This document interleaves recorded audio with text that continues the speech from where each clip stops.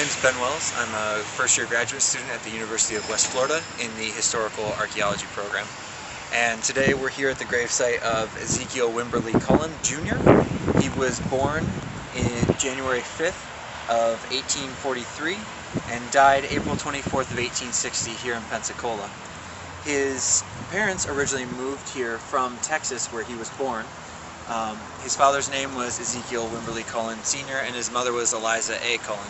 Now, there is some inconsistencies in the records, which if you were to look for the census records and also the death records as well, you'll see that the last name was occasionally spelled as Cullum, C-U-L-L-U-M, which is different than is written here on the grave.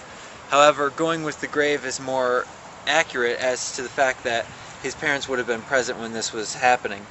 Now, the Cullen family is interesting because the father was originally established in Texas as a businessman, and then during the Texan Revolution participated, and afterwards became a lawyer. Now, after being a lawyer, he was called up into the Navy as a purser and brought his family here to Pensacola. Now, when the Cullens arrived here, Ezekiel was one of 6 children, and then eventually the family grew into 9. Shortly after the death of Ezekiel, the family left the area and moved to Washington, D.C. due to the father's position in the Navy. Now, according to the death records, it says that Ezekiel Jr. died of bowel inflammation.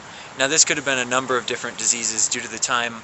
The exact naming of the disease of death is rather loose at best. You can't really see it from this side, but the tomb that he's buried in here is a box tomb. And he is not actually buried up in the top portion, but is about 3 feet underground. And on the other side and on top, you can start to see some of the deterioration that's happening due to time and the construction method that was used. Now, a variety of different methods have been used to try and repair this, but over the years they've become improved, and so now there's a new phase of reconstruction that will be occurring in the cemetery, and this tomb is slated for that. So hopefully the resting place will be brought back up to a more rich character, and we'll see it preserved for a longer time.